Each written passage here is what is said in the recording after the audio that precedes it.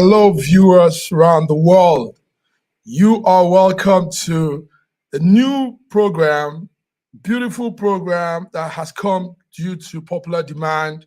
And this we call Between the Lines. Between the Lines is Schengen Story Media news updates for Monday evenings, and it's for our global audience. So you are welcome. It is 8 o'clock Milan, Italy time, and this is Monday, the 15th of January, 2024. My name is Godwin Iweajunwa, and I'm here on this new program, Between the Lines, with a colleague, a coordinator from all the way from Germany, Stephen Adioye. You're welcome to Between the Lines. News echoes Between the Lines. Thank you very much, my brother, for this wonderful opportunity to be between the lines. And I welcome all the audience, all those who are listening. You're just in for a great time this evening. Nice. You're in for a great time. You really sound excited. It's nice to have you, Stephen. So Between the Lines, Stephen, like we all agreed, is our program that what we'll be doing is begin the new week with some news update, bang, both international and local, Nigeria and Africa. And it will be every Monday this same time. And Between the Lines is just news updates, putting people informed and also making them know what's going on. So this Monday is our inaugural launch, and we are happy to have our viewers with us. So thank you, Stephen Adioye. Stephen, how is it in Germany? Is it very cold? Is it snowing? Very well. It was minus 10 about a week ago. Now we have +2, and it's snowing where I live, and it's just beautiful. The sight of white snow, it's amazing. Wow, the sight of white snow. It's not snowing here, but it's cold here. We are doing -2, -3, very cold. Well, this is the weather at this point in time all over Europe. So some of us are used to it. All right, Stephen. Stephen, before we go into some of the discussion, let's look at some burning issues in the paper as this evening. The Armed Force Remembrance Day in Nigeria is going on. Today is a day Nigerians honor fallen heroes. So it's been going on in Abuja, the capital city. Prayers, gun salutes, all these things mark the occasion. So, and all the service chiefs are there, being led by, I think that's Chief of Defense Staff, General Christopher Musa. He's the Chief of Defense Staff. He's leading all the other service chief, and looks like a beautiful program. I mean, Stephen, it's not, you don't give enough to our fallen heroes. What do you say about that? You can't. Oh, well, I mean, it's our fallen heroes are those who have defended the country. And, we hold them a lot. And, whilst we remember their bravery, we also condole with their families and relatives who are generous enough to give us the pleasure of having their sons and daughters serving in the military force or the police force or all the security agency. So it's amazing. It's great. I mean, it's in their honor that we actually celebrate life, although they're not with us, but we celebrate their achievements and what they have done will never be forgotten. We celebrate the achievement, fallen heroes, Nigerian fallen heroes, as we celebrate their achievement, like you said. We want to say to their families, thank you, and may their soul rest in peace. Thank you, Stephen. Also on the news front burner is a discussion about the AI. We were talking about AI last time, Stephen. The AI, what happened was the IMF chief, the managing director of IMF, Christine Lina, Georgieva. She was speaking this morning. She said Yes, artificial intelligence might pose some risks to job security around the world, but it will also offer tremendous opportunity to boost flagging productivity level and fuel global growth. That's the IMF chief saying this morning. Stephen, I think we both agree that AI is going to do some good things, but also some. What's your take on that, Stephen? Well, thank you very much, Godwin. Godwin. Yes, it's just like every new thing introduced to humanity, every new development has its own adversive and its own negative part. But when we look at AI and some of the things we've been hearing about what it could do to enhance, our productivity, on one hand, it's a good news. On the other hand, if we do not actually use it to train people and make people aware of how to properly use it, it will render many obsolete, and that will be the negative part of it. So I mean, if 60% of the job that should be done is done as a result of the fact that the AI is arrived is there. What are we doing to equip the people or experts to use this and use it, wisely? So I believe that a lot of effort has to be into training people, mentoring them, taking the fear off, what the fear they could have, to get them to actually get used. AI is here. And then we've got to use it to enhance production. We've got to use it to benefit life. We've got to use it in medical area. We've got to use it in agriculture. We've got to use it to actually benefit, but not to eradicate human resources. Not to Thank you. Human resources. That's a good one. Thank you, Stephen. Yeah, so Stephen, well, here on our inaugural launch of Between the Lines, SSM News Echoes, Between the Lines, Monday evening program that just keeps us updated with what's going on.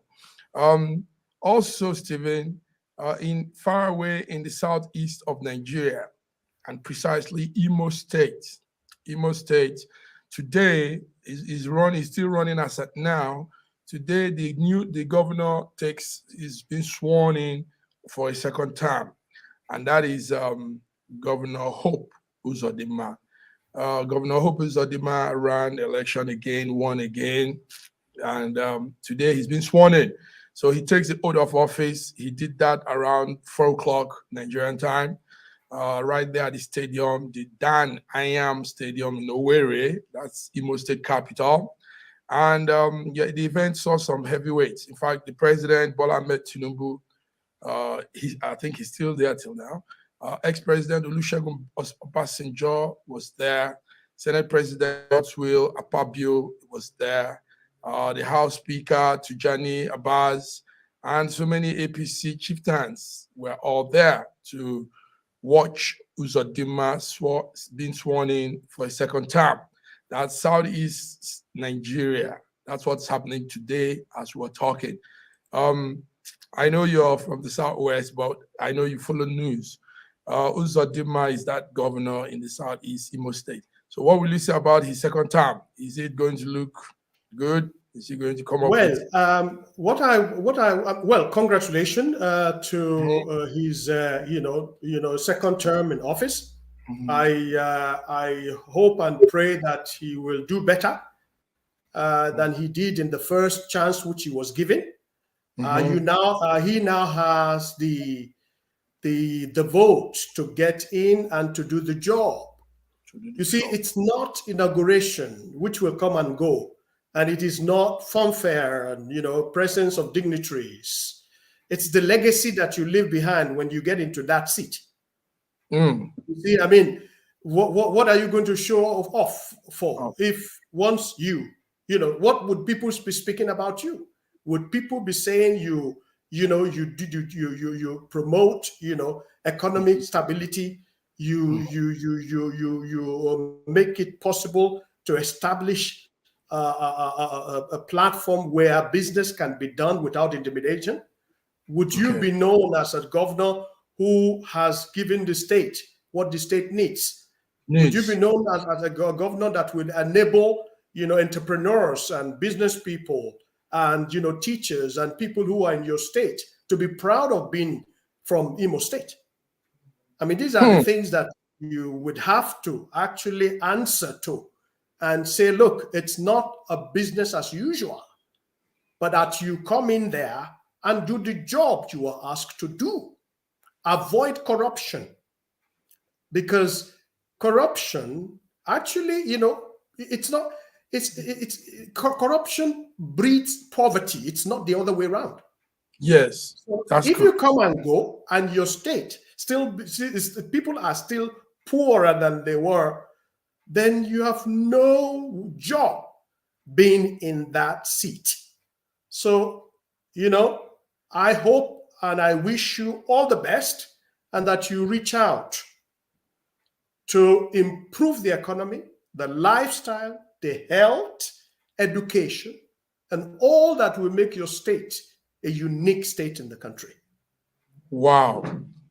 This one is well said. Thank you. So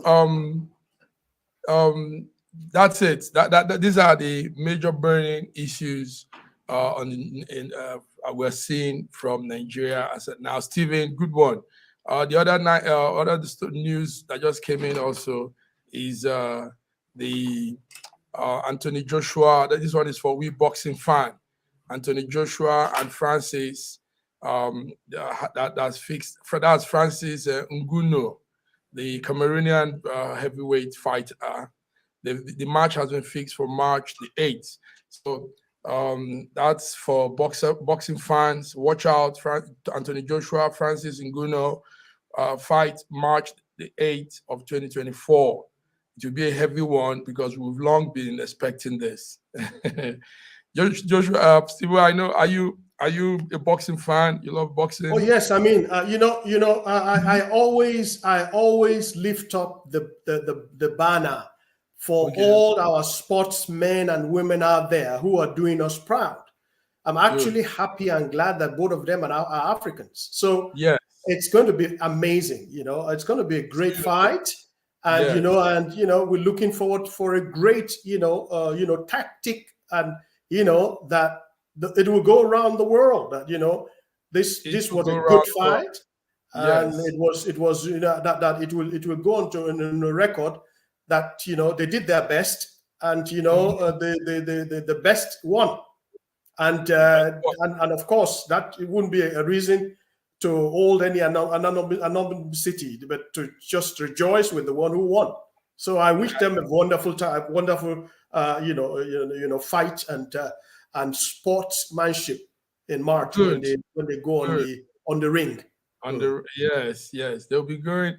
Oh, I was about to introduce one of our coordinator, but I think the network didn't take it. Anyway, now let's go into the major stories, Stephen. One of the major story here, our viewers, you're tuned into our program, the SSM new program called Between the Lines. Between the Lines is our program where we put ourselves updated with occurrence around the world. We start our Monday with this Between the Lines. It's for our global audience. So today, the 15th of January, is our inaugural pull out of this program. So Between the Lines, your week starts here, SSM Between the Lines. So yes, before we continue, let me bring in Fiona Ngozi Akuno. Fiona, I hope your network is stable. I saw you earlier. Can you hear me? Yes, I can. Good. Fiona is with us. Fiona, you're welcome to Between the Lines. Between the Lines. Good evening, Lady Fiona. Yes, Fiona, you're welcome. Thank you so much. Good. I'm sorry I'm late. It's okay. It's all good. We understand how it is for a lot of us in Europe and you have to do your thing. Anyway, it's nice having you. This is the inaugural show, Fiona. Inaugural show Between the Lines, SSM, new Monday program to keep our audience updated with news occurrence. And today we are launching out. So, gentlemen, Fiona, one of the news that is making heavyweight impact around me here, it's not too far from me here. Stephen, I know you're following that. Today, there's this World Economic Forum that holds every beginning of the year, and it holds there in Switzerland, Davos, Switzerland. And this morning they started. When I went out, I saw some movement because I'm close to the border between Italy and Swiss. So we saw people moving, and it's a once in a year program. It brings together elites from all sectors, a 5-day conference there in Davos, Switzerland. And our man also, the vice president of Nigeria, is attending. Now, the thing there is this. This is where I want you guys to come in. They are going to be discussing economy. They're going to be discussing business. In fact, what I heard direct from the vice president office is he's going to be meeting with some countries' presidents also, and he's going to see into Nigeria launching out in the private sector for the free trade plan, the AFCTA program. That's a free trade plan for Africa and for Nigeria. And they said he's also going to be in a roundtable discussion with some Nigerians in diaspora, and they'll be having some discussion. Now, this is it. They come, they talk all of this, they say a lot. They will spend 5 days in luxurious hotel. They'll have some real good time. Also, right there in Davos, all the entertainment people, every lady, every escort, and all that will be attending too. Now, these people gather, talk all this, and for us in Nigeria, demand goes back and things remain the same. Let me start with Fiona. Things remain the same. The economy doesn't pick up. People still live in poverty. All these big talk. He'll be making some big speech there.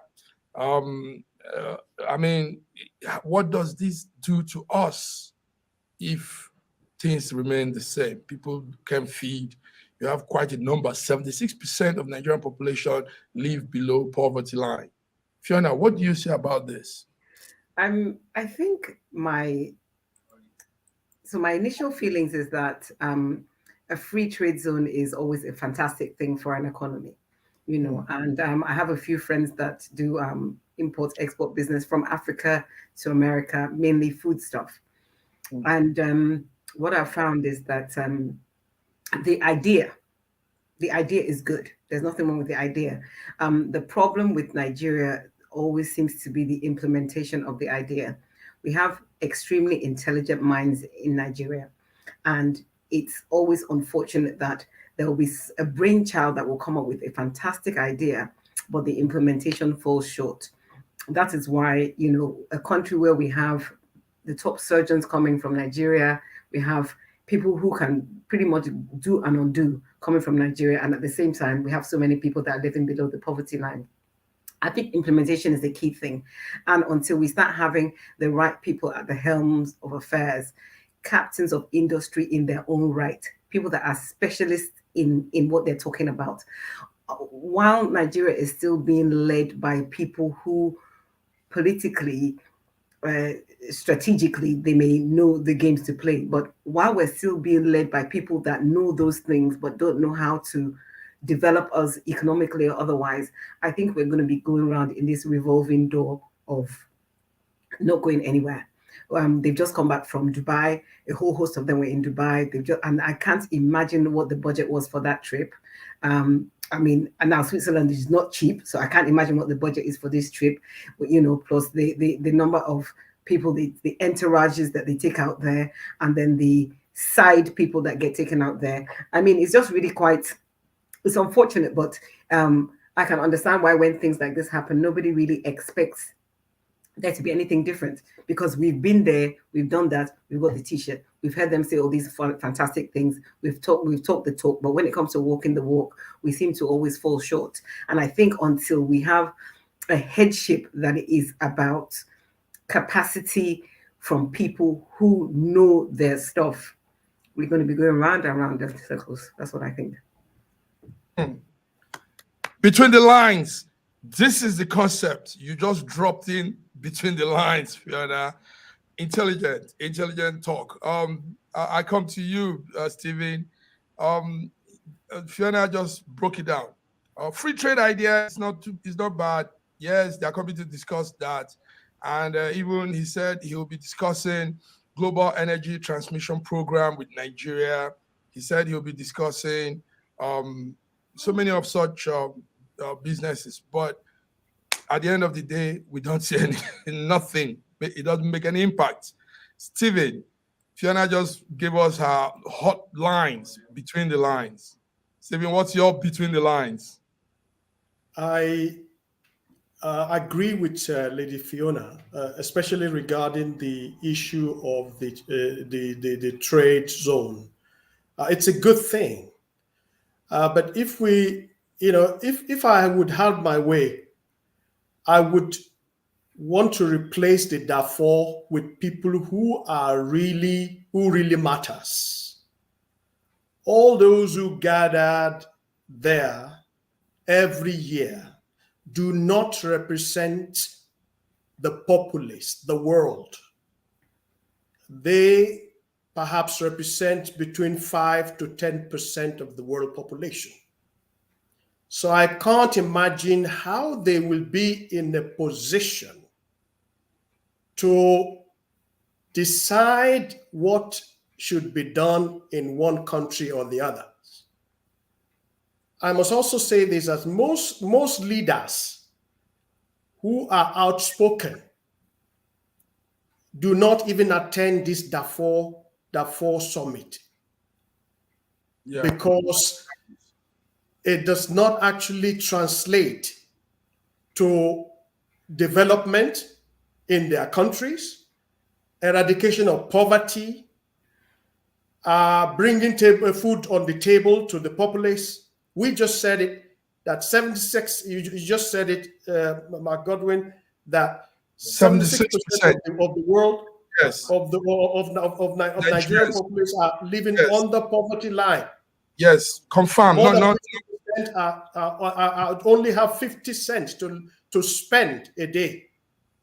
So when we put all this together and we have our leaders going over there, and they only go to present big things that will make them steal more money, they have no business being there.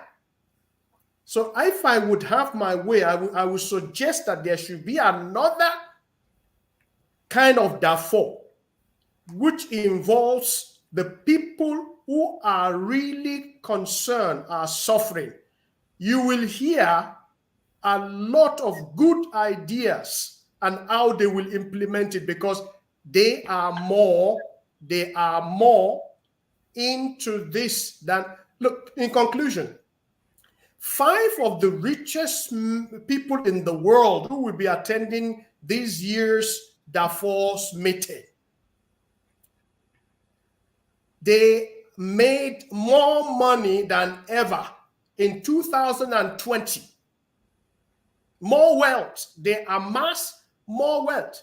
So it's an opposite of having a country going down the drain with 76% of the population living under poverty line. So we need a paradigm shift.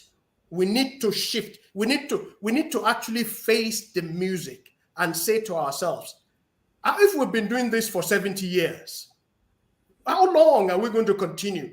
Our leaders just spending money, and they do not do anything but to improve their own, they've been in Darfur. Every leader wants to be there, especially from Africa. What are they doing there? Every leader wants to be there, especially from Africa. Thank you very much. But anyway, guys, is going on. The World Economic Forum 2024 has kicked off this morning. Leaders, business executives will be convening to discuss events surrounding their countries and issues going on. Now, listen to this. This is between the lines. Sometimes we go real in between the lines. This is what I got from this whole thing too. Listen, it's reported that today, CEOs and big-time A-listers, A-list artists. There's this group of people in the entertainment world called A-list. You know, that's they are classified higher in the entertainment world. Now they will also be there in Davos. And this will make the event of 5 days a classy elite event. So it's not just about business that will improve the life of people. It is more about these big people coming, A-listers, dignitaries, CEOs of company, coming to enjoy and have some real good time for 5 days. Now, the gist is a bottle of champagne will be sold for $1,000 a bottle. And there will be luxurious parties all through the day. Listen, this is straight up information I'm giving to you. Hotels rates for a night there in Davos for these 5 days is $2,500 a night. And yes, A-listers will be there. It's just been confirmed that some high-tech gurus, celebrities are there already. Naomi Campbell, we just saw some pictures of her there. The Premier of Chinese is there. French Prime Minister has just flown in, and our man is also there. The Secretary of State in America, Anthony Blinken, is there already. So it's more of fun, business exchanging session, you know, relaxing, getting to meet people, engaging yourself for your own business plans, you know. So this is it anyway.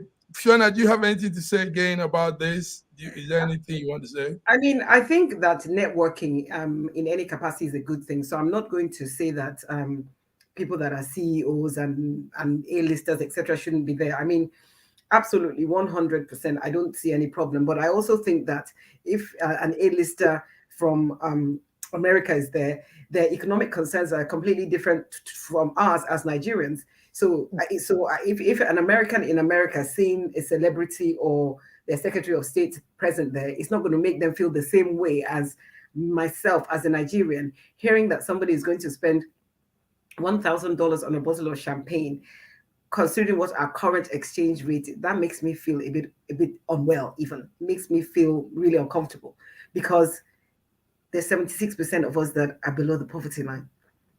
2,500, and how many of us are actually out there? What's the entourage size? What was the budget? You know, in the face of the kind of suffering we have in Nigeria, things like this, as I said, I have no objection to people networking. I don't have any objection, but that cost, even if I take my hometown as an example, a quarter of that cost I could use to do phenomenal things in my hometown. So, you know, and make impact. So for me, yes, I hear the positives, and I subscribe to the positives for the right engagement and the right group of people. That's it. Okay, gentlemen. Between the lines, Monday 15th inaugural show, and it's going to run for just 45 minutes, guys. But we'll put out some real good things for our viewers. Viewers are there already. I see like 30 people following us. Gentlemen, this one is something I would have wished our lady from Lagos was here. There's cash scarcity in Nigeria. As of this morning, they said people are groaning and people are hitting. Now, there's also this exchange between the POS. There's this group of people called POS people and the banks. And they're both exchanging words with themselves, putting blame on each other. You are the cause of this cash scarcity. You are the cause, you know. Gentlemen, you're here in Europe and we hear this. How can cash be scarce? Can you imagine? People pay for cash. You guys know that. You know that. People buy cash. You've heard about that. Is this not, can you believe this? I mean, for me, it's like it's like a fairy tale. Somebody telling me for cash. So this morning the fight is on. Some places, some states in southwest Nigeria, or your state, Ogun State, and some of these states are really there's real protest going on, and the POS people are saying it's the bank that is not bringing out the cash. The bank is saying the POS people have held on to all the cash, and then so. But the crazy thing is, there's scarcity of cash. So, but we would just say it from our diaspora angle. I don't know. Do any of you have anything to say about this? Well, we've seen this scarcity of cash before. I don't know who is at fault. I don't know who is to blame. Definitely, I know that when there's a scarcity of cash, the POS people make much more money. I think during the elections, when people needed cash to mobilize people, I know that it was very, very difficult. People were paying, 4,000 to get 10,000. It was really ridiculous. It got really that bad. So I don't know who's to blame. Even in my own hometown, there's been an ongoing exchange between the local community and the POS providers. And you see, the thing is that when you provide a vacuum and you provide a gap, this is where things like this will start happening. When the local people don't have immediate access to cash, this is where a POS person will set up and have a business. This is where they start to have that kind of significance in the community. I can't imagine in the United Kingdom having to look for cash in that kind of way.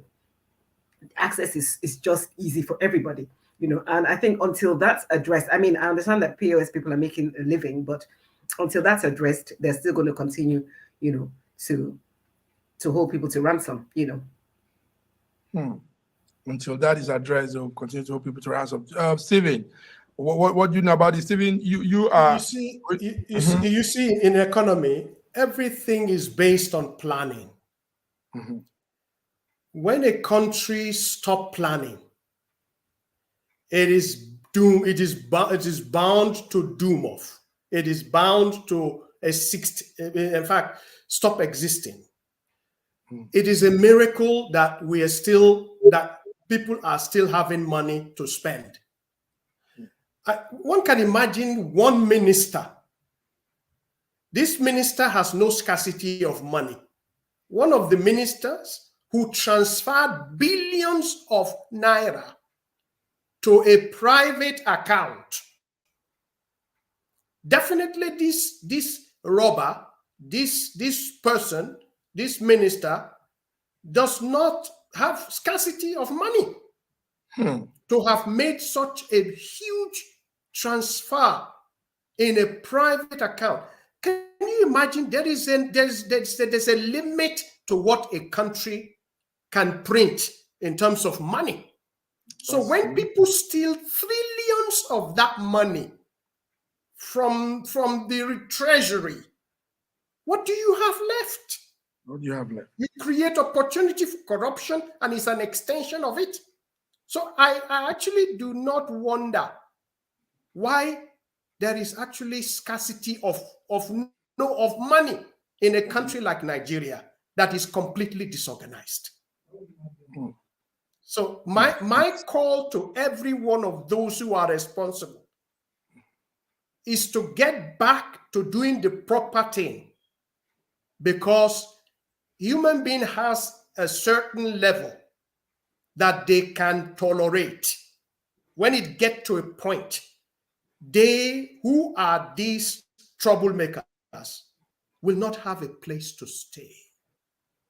They wouldn't, because the people will then speak that enough is enough. It's enough. Thank you very much. Stephen, you said this so well. Stephen, we have just precisely maybe like 10 minutes. There's something going on. Let's go international now. There's something going on in Las Vegas in America, and I used to put my satellite on it. Big companies, all kind of companies come to showcase their products in Las Vegas. From now, I think it runs for a week. Started January 9 to it will end Friday, January. No, sorry. I think it ends today. It ended today. Anyway, it's called the CES show. It's a powerful tech event where people come to bring out groundbreaking technology. Global innovators gather to show what they have. And this year, I saw quite a number of good technology that is being launched. And now, what I want to say is Africa, we have a lot of things we have done. Stephen, listen, I hope you're listening. Africa has a lot of things Yes. we have done. But you see, our product, our innovations hasn't gotten what you call chain value. We are still doing little things, just so we've not made it something that becomes global, reach out, then continue in that production and grow with it, build more economy with it, build a lot of things with it. I see innovations coming from Central Africa, East Africa, West Africa, but all of these innovations are still very tiny. It doesn't really stand the test of time in the technology ground. So what will you say, Stephen, to wrap it up? What will you say about Godwin, one very important aspect is continuity. That's it. You see, that's it. When you look at the many companies in Europe, some of them has been established in the 1700s, in 300 or 400 years ago. Okay. And these companies are still strong, running more than ever. Running. Yes. The richest man, Rothschild, the grandchildren are still holding position and are still leading the world. But in Africa, we only look at what we eat today and die tomorrow. Mm-hmm. Our perspective is not broadened. And the reason for that is this. The people who are leading most of the African countries do not have to bring up a plan on the table to be elected. Okay. People do not know manifestos. People do not elect based on what you want to do when you are in the office. Okay. People elect you based on how much you've given to them. So you see, people are short-sighted. There is no, like you said, the society basically do not have an attachment to longevity. That's it. It is based on have it short, make it now, and forget about tomorrow will be. That's it. So that's why, in fact, when you look at when a road is made, when there's a road tarred by the Chinese, for example, in Africa, the Chinese will always come in. They will always have to get them in to come and do repairs, to come and renovate it. They will not learn.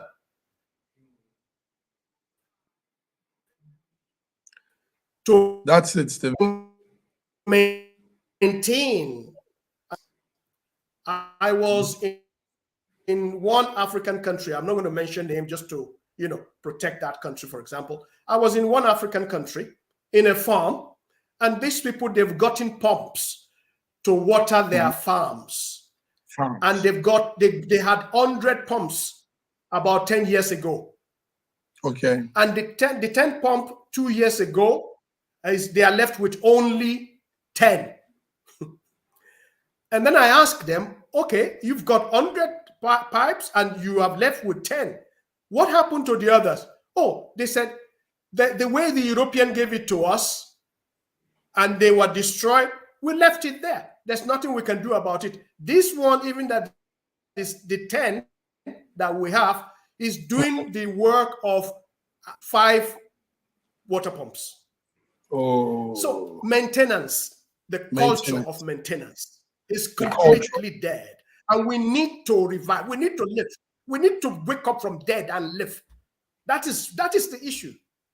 We need to wake up. We need to learn in a hard way and move up our people. Finally, there was a friend who told me a story. He went to in Europe. The woman goes to their basin and get water.